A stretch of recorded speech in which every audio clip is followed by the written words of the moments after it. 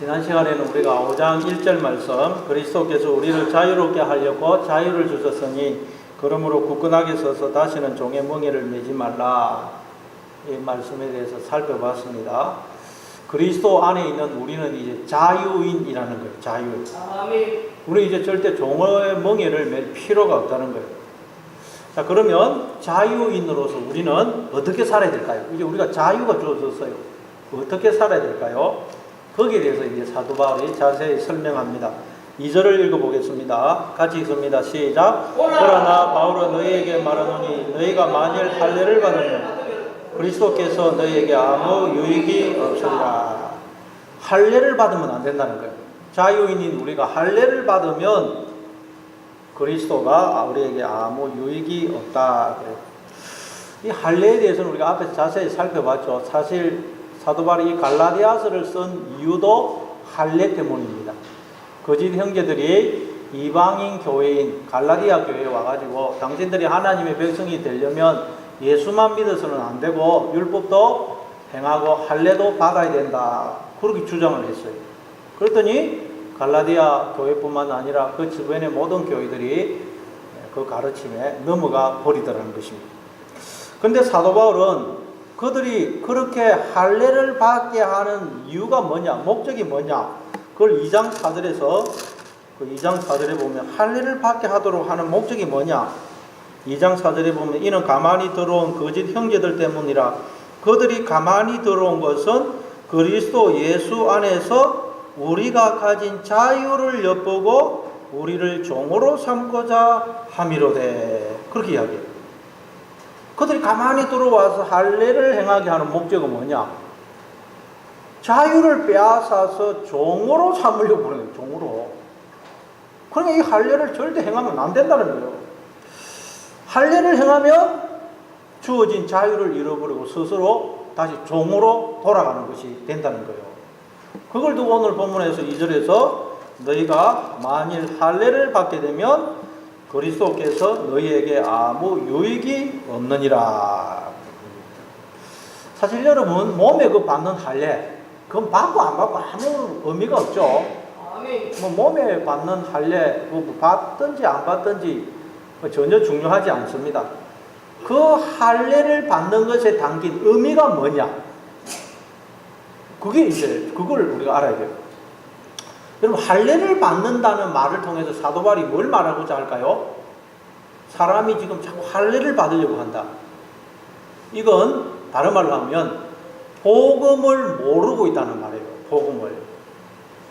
할례를 받는다는 말은 복음을 오해하게 만드는 걸 말해요. 그러니까 복음을 오해하고 깨닫지 못하면, 즉 하나님과 내가 어떤 관계에 있는지를 알지 못하면 우리는 종이 된다는 거예요. 그러면 그리스도께서 아무 유익이 없다는 말은 그리스도께서 이 땅에 오셔서 우리에게 복음을 전하시고 십자가에서 죽으시고 부활하신 그 모든 것이 우리에게는 아무 효과가, 영향이 없다는 것이 된다는 거예요. 왜냐하면 예수님은 이 땅에 우리가 누군지, 하나님과 우리가 어떤 관계에 있는지를 알게 하시기 위해서 이 땅에 오셔서 말씀을 전하시고 또 십자가에 달려 죽으셨거든요. 그런데 예수님이 그렇게 오셔가지고 말씀을 전하시고 십자가에 달려 죽었는데도 여전히 하나님과 내가 어떤 관계에 있는지를 모르면 그 사람에게는 그리스도가 아무 유익이 없다는 말이에요. 예수님이 오셔서 그렇게 말씀을 하시고 십자가를 지셨는데도 그게 그 사람에게는 아무 유익이 없다는 거예요. 여러분이 하나님과 내가 어떤 관계에 있는지를 모르면, 하나님이 어떤 분이신지를 모르면 예수님이 오셔서 십자가에 달려 죽으시고 한 그것이 나에게는 아무 유익이 없다는 말이에요. 이해가 되시죠? 자, 3절 또 읽어보겠습니다. 3절 같이 읽습니다. 시작. 내가 할례를 받는 각 사람에게 다시 증언하노니 그는 율법 전체를 행할 의무를 가진 자라. 할례를 받는 사람은 율법 전체를 행할 의무를 가진 자가 된다는 거예요. 할례를 받으면, 즉 복음을 모르면 다시 종으로 돌아가게 된다. 종으로.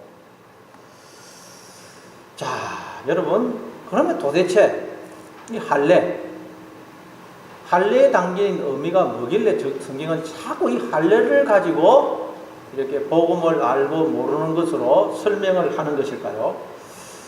자, 여러분, 제가 앞에서 할례에 대해서 자세히 설명했는데 아마 다 잊어버리셨죠? 예, 다시 간단히 설명을 드리겠습니다. 성경에서 할례가 제일 처음에 어디에서 나오죠? 할례가 성경 제일 처음에 어디서 나옵니까? 아브라함. 네, 아브라함. 창세기 17장에 보면 하나님께서 아브라함과 언약을 맺으시면서 할례를 행하라고 그러십니다. 17장 10절에 보면 너희 중 남자는 다 할례를 받아라. 이것이 나와 너희와 너희 후손 사이에 지킬 내 언약이니라. 너희는 표피를 베어라. 이것이 나와 너희 사이에 언약의 표징이니라. 자, 하나님께서 할례를 아브라함을 찾아 할례를 그 언약을 행하시면서 할례를 행해라 그래요. 이것이 이 할례가 나와 너희 사이에 지켜야 될 언약이고 또 이 할례가 나와 너희 사이에 언약을 맺었다는 표징이라는 거예요. 자, 여러분, 이 언약이라는 게 말하자면 계약 아닙니까? 요즘부터 뭐 우리가 누구와 계약을 맺으면 그 사람도 지켜야 될 계약의 내용이 있고 나도 지켜야 될 계약의 내용이 있죠. 그리고 계약을 맺으면 이런 내용으로 계약을 맺었다는 정표, 정서가 남죠. 자, 그런데 하나님과 우리 사이에 지켜야 될 계약의 내용과 그리고 하나님과 우리 사이에 언약을 맺었다는 정표가 할례라는 거예요. 할례. 그러니까 하나님도 뭘 받으셔야 된다는 거예요? 할례를 받으셔야 돼요. 할례가 하나님과 우리 사이에 지켜야 될 언약의 내용이거든요. 그러니까 하나님도 할례를 받으셔야 되고 우리도 할례를 받아야 된다는 거예요. 그리고 그 할례가 하나님과 우리 사이에 언약을 맺었다는, 하나님과 우리 사이에 지금 언약을 맺고 있다는 정표라는 정표. 자, 그럼 할례가 뭡니까? 할례라는 것은 남자 생식기 표피를 자르는 것이죠. 남자 생식기 표피를 자르는 거예요. 그 생식기 안에는 뭐가 들어있습니까? 남자 생식기 안에는 씨가 들어있어요. 그리고 생식기를 자른다는 말, 죽음을 삽니다. 죽음. 그래서 이 죽으면 그 껍질을 벗기면 씨가 나와요. 씨가.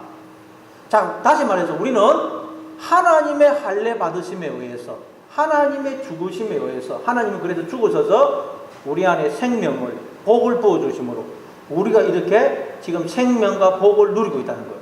아멘. 그러니까 천국은 하나님의 할례 받으심에 의해서 우리가 하나님의 생명과 복을 영원히 누리는 곳이고, 지금도 하나님의 할례 받으심에 의해서, 하나님의 죽으심에 의해서 우리가 비록 샘플이지만 하나님의 생명과 복을 누리고 있다는 거예요. 아멘. 그래서 하나님도 할례를 받으셔야 돼요. 할례.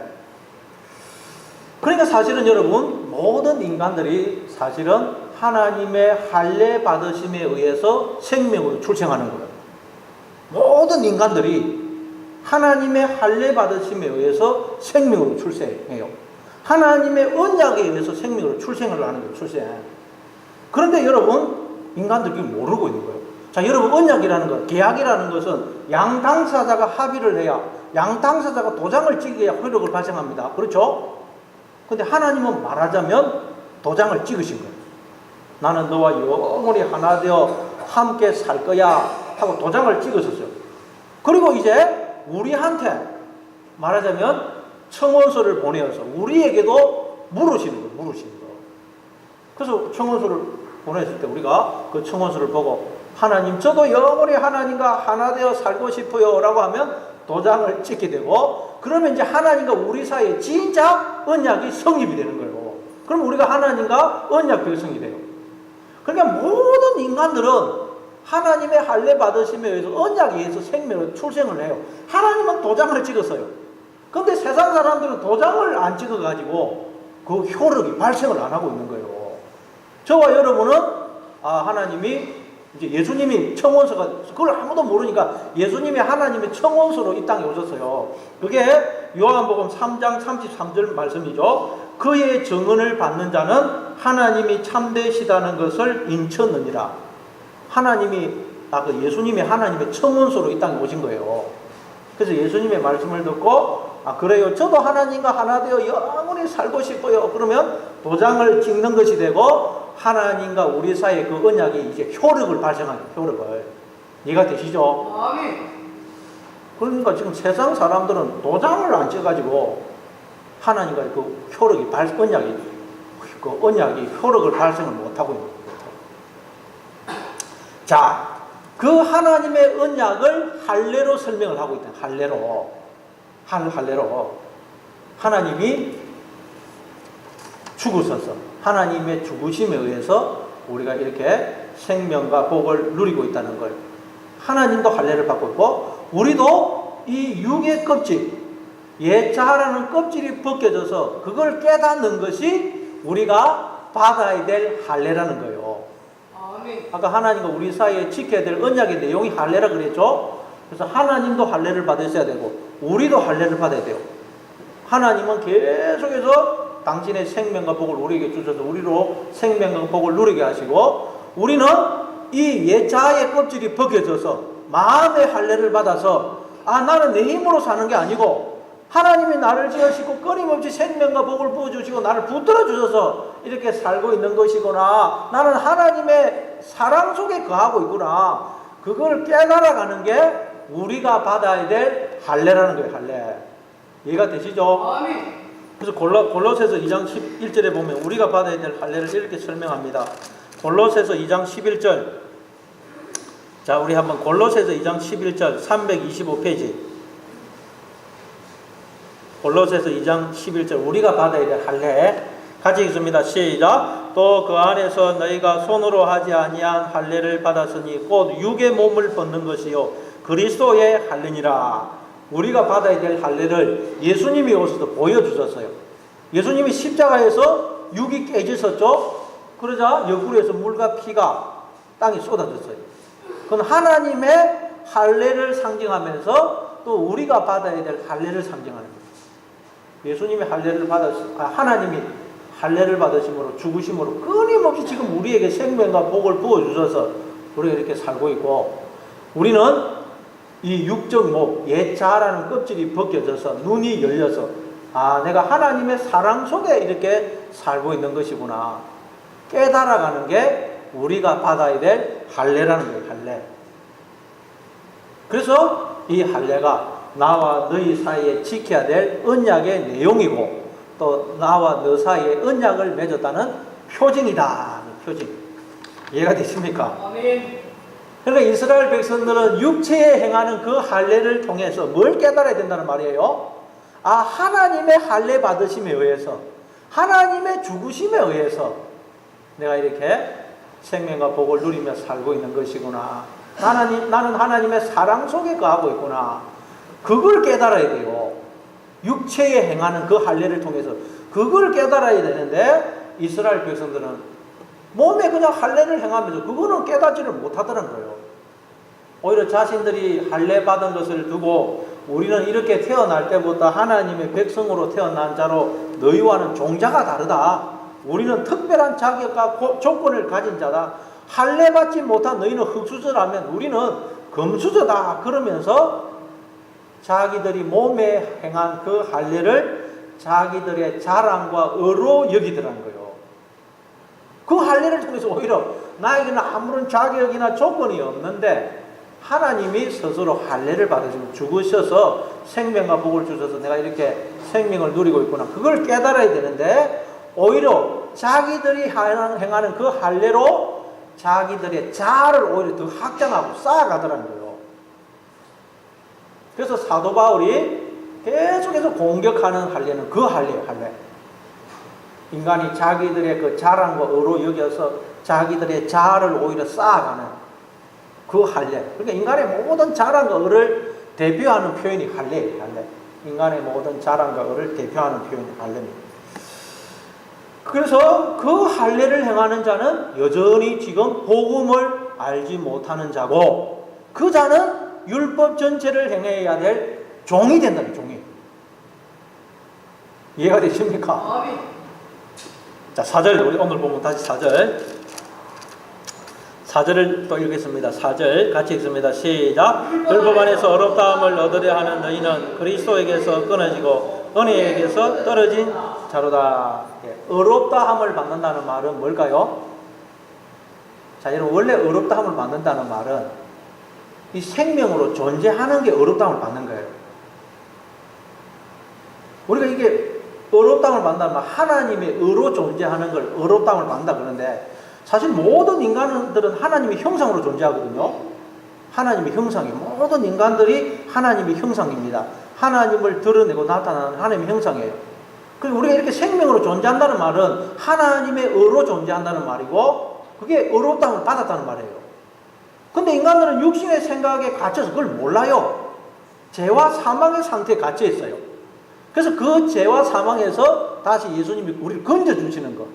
그래서 내가 이렇게 존재하는 것은 하나님이 나를 통해서 당신을 드러내고 나타내시는구나. 깨달으면 우리가 하나님의 의가 되고 그러면 이제 의롭다함을 받게 되는 거예요. 받게. 그래서 로마서 6장 7절에 보면 이는 죽은 자가 죄에서 벗어나 의롭다 하심을 얻었음이라. 죄에서 벗어나는 것. 죄가 뭐예요? 우리가 하나님 자리에 앉아서 스스로 하나님 행세하는 것. 그 육신의 생각 속에 자아 속에 갇혀 있는 게 죄거든요. 거기서 건짐을 받는 거예요. 나는 스스로 존재하는 게 아니구나. 깨닫는 것. 그러면 이제 우리가 하나님의 의가 되어서 의롭다함을 받게 되는 것입니다. 그런데 율법 안에서 의롭다함을 얻으려 한다는 말은 무슨 뜻이겠어요? 자기는 자신의 힘과 능력으로 생명을 살고 있다고 착각하는 사람. 그래서 끊임없이 자기 스스로 자아를 쌓고 확장해서 자기를 증명하려고 하는 사람. 그런 자들은 그리스도에게서 끊어지고 은혜에서 떨어진 자다. 자, 이걸 여러분 그림으로 잘 보여주는 데가 어디입니까?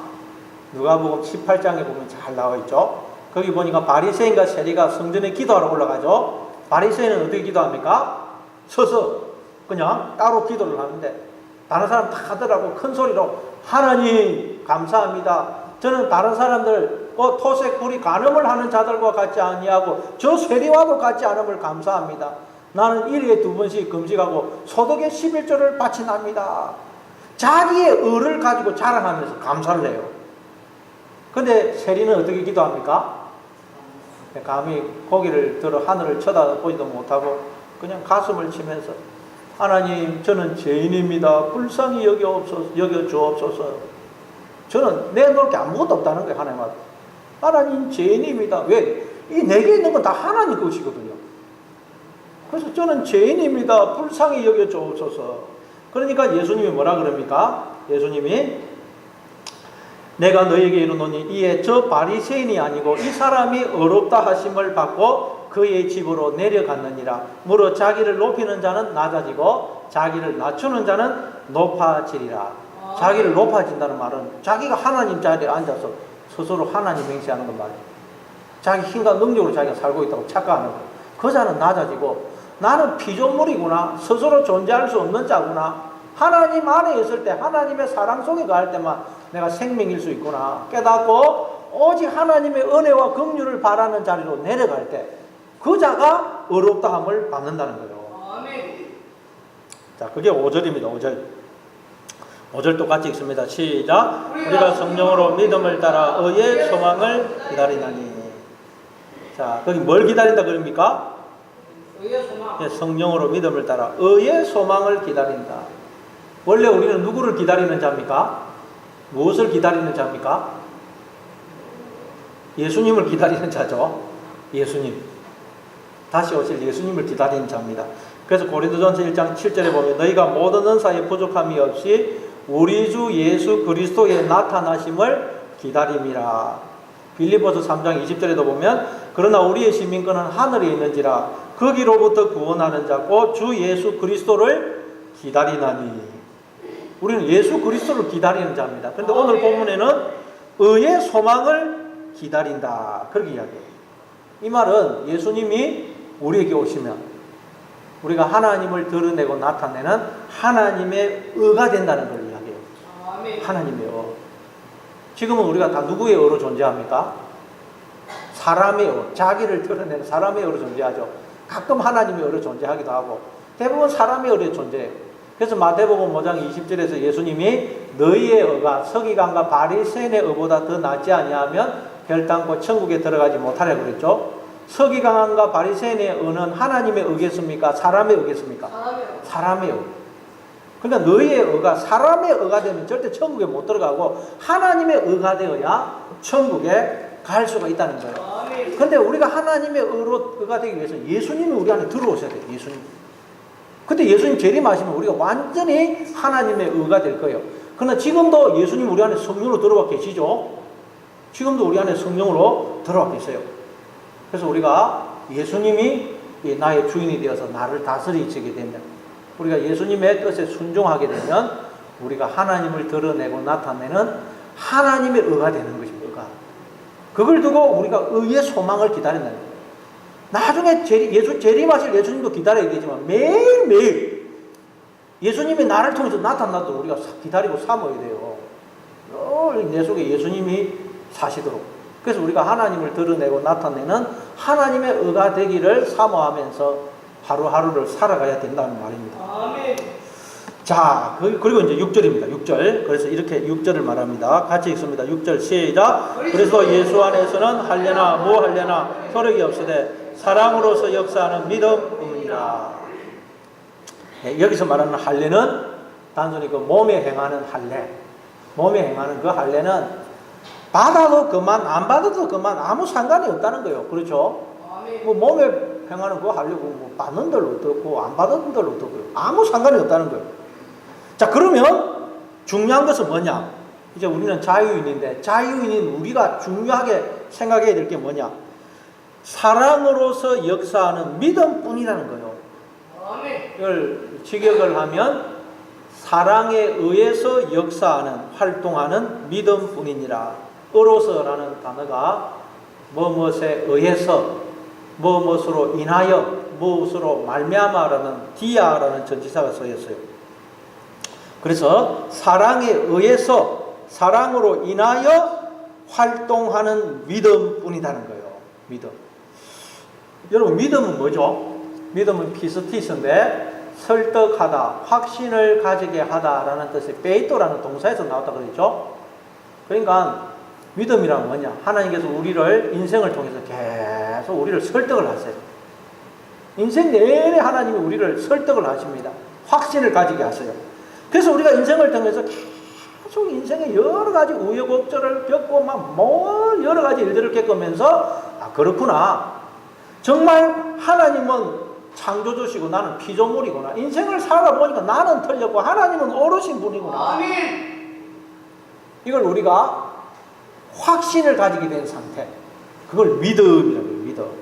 아멘. 그 믿음은 여러분 우리 주체가 우리한테 있는 게 하나님한테 있습니다. 하나님. 하나님이 계속 우리를 설득을 하세요.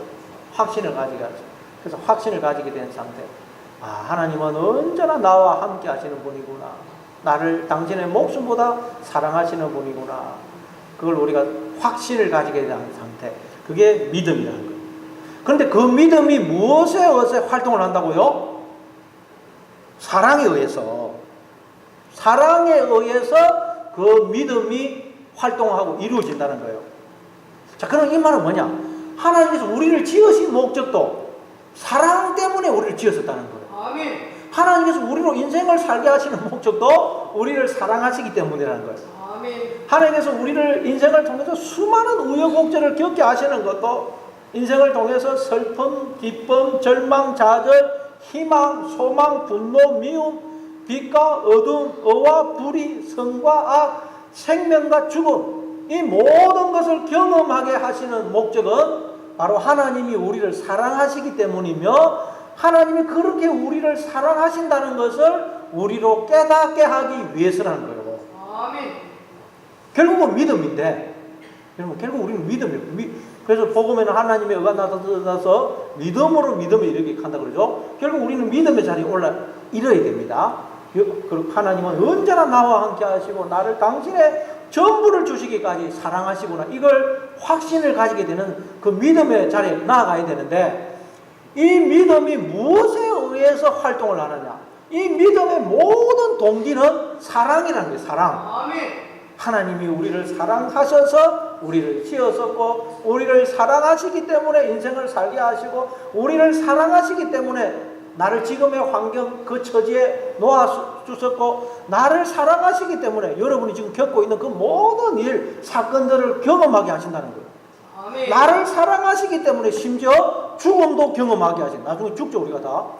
나를 사랑하시기 때문에 그 모든 걸 경험하게 하신다는 거예요. 네. 그래서 그 모든 것을 통해서 하나님이 나를 이처럼 사랑하신다는 것을 우리로 깨닫게 하시기 위해서 하나님이 우리 인생을 살게 하신다는 거예요. 감사합니다.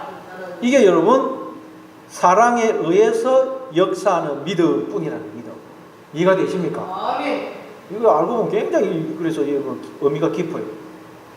결국 우리는 믿음의 자리에 가야 되는데 하나님이 나를 이처럼 사랑하시는구나 깨닫는 자리. 그래서 우리도 사랑을 하는 자리에 가야 되는데 그 모든 동기는 사랑이더라고요. 사랑. 이 세상이 존재하는 것도 하나님의 사랑 때문에 존재하고 내가 존재하는 것도 하나님의 사랑 때문에 존재하고 인생을 통해서 수많은 일들을 겪는 것도 하나님이 나를 사랑하시기 때문이라는 거예요. 그래서 우리는 그걸 통해서 하나님의 사랑을 깨닫는 자리, 믿음의 자리에 나아가야 된다는 거예요. 아멘. 이게 여러분 이제 우리가 주어진 자유를 통해서 여러분 우리가 나아가야 될 방향이라는 방향. 그러니까 우리도 모든 동기가 사랑이 돼요. 사랑을 깨닫고 사랑을 행하는 자. 아, 하나님이 나를 이처럼 사랑해 주시는구나. 이게 여러분 사랑에 의해서 역사하는 믿음. 한 주간도 여러분 사랑에 의해서 역사하는 믿음을 가지고 그 믿음 안에서 살아가시는 여러분 다 되시를 바랍니다. 아멘.